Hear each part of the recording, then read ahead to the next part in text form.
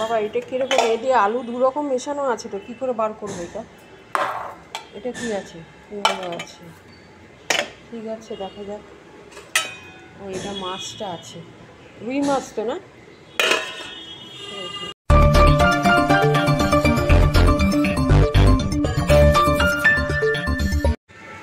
Good morning, Swapna ব্লগে সবাইকে good morning বন্ধুরা। দেখো আমি এখন রান্নাঘর থেকে বলছি, চান ফান এখনো হয়নি, গাছ ফাছ সেরে নিয়েছি। লিলুপা চলে এসছে সকালবেলা, সব মোচা হয়ে গেছে।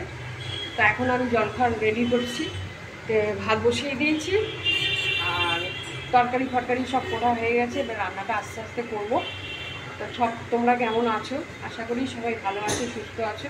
তো চলো এখন থেকে ব্লগটা স্টার্ট করলাম। ও গেছে চান করতে, এসে তারপরে মার খাওয়াটা রেডি করবে, আমার শাশুড়ির খাওয়াটা।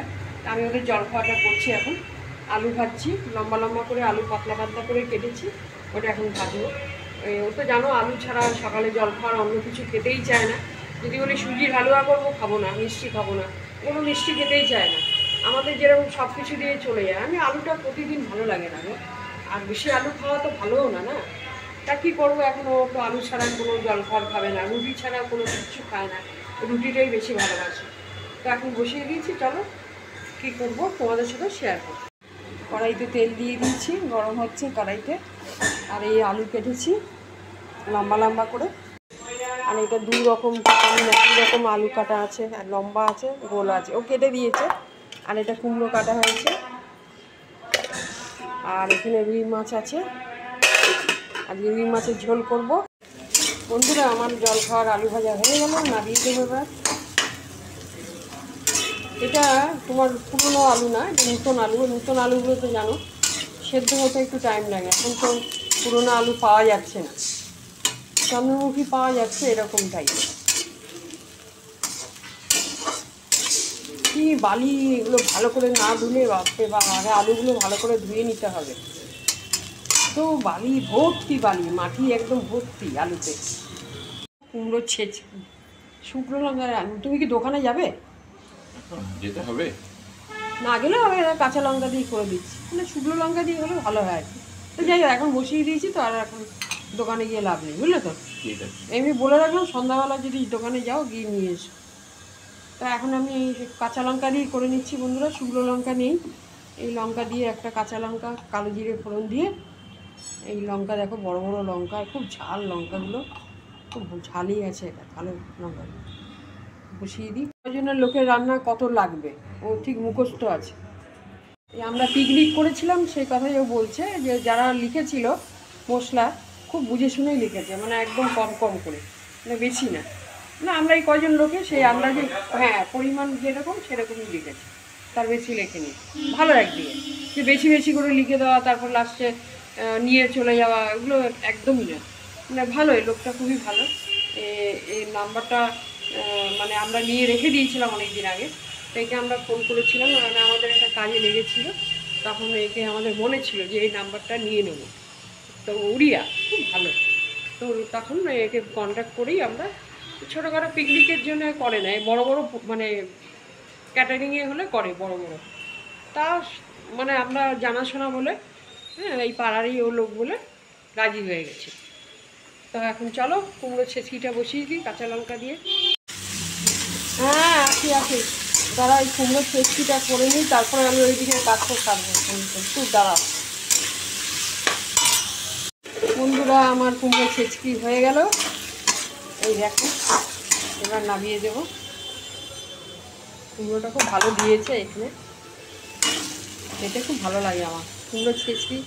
শুকনো লঙ্কাটা হলে ভালো, কোনো ব্যাপার না, কাঁচা লঙ্কাও খারাপ লাগে না, কাঁচা লঙ্কা তো ভালোই। বন্ধুরা দেখো আমি এখন করছি লাউ আলুর তরকারি। আমার একটু ঠান্ডা লেগে গেছে জানো, একবার ঠান্ডা একবার গরম।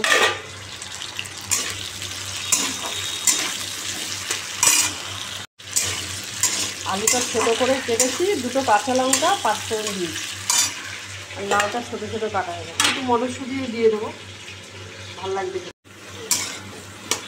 লাউটা কেমন হবে কী গো, কত নিয়েছিল লাউটা? না ভালো কি না কিন্তু সেদ্ধ হলে তবে বোঝা যায় কতটা ভালো কতটা খারাপ।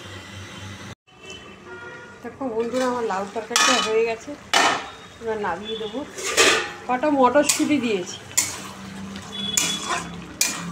মটরশুঁটি অনেকগুলো নিয়ে এসেছিলো, এর মধ্যে কটা দিয়ে দিয়েছি আমি।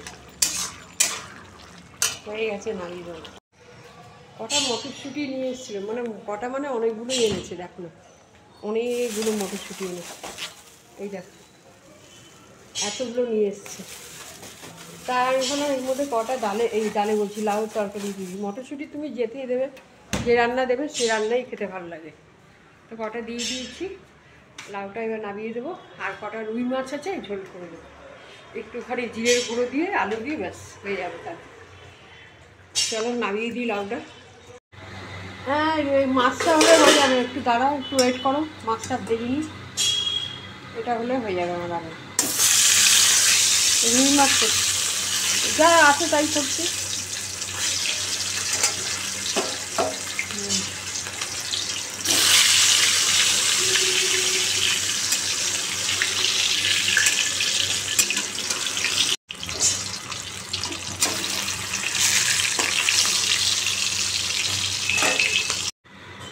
কালো জিরে দিলাম একটু। বন্ধুরা দেখো, একটা আলু দিয়েছি বড় দেখে একদম। এই মাছটা ভেজে উঠিয়ে রাখলাম, এই আলুটা দিয়ে দিয়েছি। মশলা রেডি আছে। তোমার একটু জিরের গুঁড়ো, ধনের গুঁড়ো, কাঁচা লঙ্কা দিয়ে ঝোলটা করবে, ভালো হয় রুই মাছের ঝোল, পাতলা করে।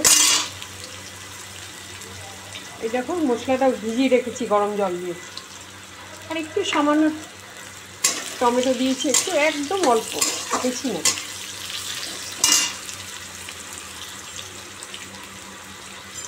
আলুটা লাল করে ভেজে নিয়ে, এখনকার আলুগুলো না একদম নতুন আলুর টেস্ট নেই, একদম কী খাচ্ছি কিছুই বুঝতে পারছি না, কোনো টেস্ট নেই আলু। মশলাটা দিয়ে দিই,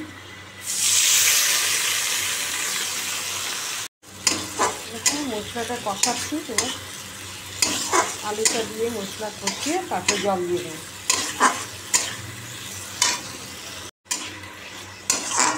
ঝোলটা দারুণ হবে খেতে, দেখে মনে হচ্ছে ঝোলটা ভালো হবে। মাছটা ভালো, একদম মানে একটু কাটা আছে মাছটা, বলে না যেই মাছে বেশি কাটা সেই মাছে বেশি স্বাদ। কাটাওয়ালা মাছ তো খাওয়া ভালো, আমরা তো বন্ধ করে দিয়েছি না খাওয়া, বেশি চর্বিওয়ালা মাছ তো বেশি ভালো না খাওয়া। ছোটো মাছ এখন বাজারে তো দেখাই যায়, যদি বা দেখা যায় বিশাল দাম। পুঁটি মাছ, মোরলা মাছ, এগুলো তো হাত দিতে পারবো না, যদি বা দেখতে পাই খুবই কম দেখা যায়। আগে যেরকম দেখা যেত এখন তো দেখা যায় না।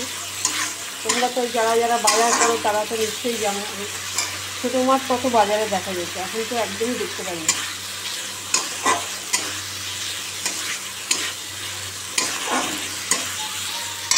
জল দিয়ে দিই, জল ঢেলে দিলাম, জল দিয়ে দিলাম, মাছগুলো একটা একটা করে দিয়ে দিলাম। ছোট্ট রুই মাছটা, দেশি রুই মাছটা, বেশি বড় না, এই ছোটোগুলোই ভালো লাগবে, বড়োগুলো ভালো লাগে। হ্যাঁ দিচ্ছি, একবার ঝোলটা হয়ে গেলেই দিয়ে দিচ্ছি, সব দিয়ে দেবো। এই তো হয়ে গেছে, দাঁড়াও, ও বাবা, ঝোলটা একটু তো 2-1 মিনিট টানবে, তারপরে তো নামাবো বলো। এই তো হয়ে গেছে বন্ধুরা, ঝোল রেডি হয়ে গেল। কালো জিরে দিয়ে আলু দিয়ে ঝোল করলাম, মাছের, রুই মাছের ঝোল। কত আর পরিষ্কার করব বলো, এইগুলো পরিষ্কার করি সবসময়, এগুলো করি, তাই রেখেছি। এখন শাড়িটা খুঁজে পাচ্ছি না, দেখতে হবে, এখন খোঁজাখুঁজি করতে গেলে অনেক দেরি হয়ে যায়। এইগুলো তো গোছাগুছি করলাম, আবার যে সেই হয়ে গেছে। কালকেও গুছিয়েছিলাম, তারপরে কিছুদিন আগেও গুছিয়েছি। একটা জিনিস বার করতে গেলে আরেকটা করতে গেলেই ব্যাস তখন এরকমই হয়। দেখি এখন আর খোঁজাখুঁজি করবো না, বাকি কাজ সবজিগুলো সারি, তারপরে পরে খুঁজবো, পাচ্ছি না এখন। বাপরে বাপ, এই চাবিটা নষ্ট হয়ে গেছে, চাবিটা না ঝুলছে, এটা লাগছে না ঠিক মতন।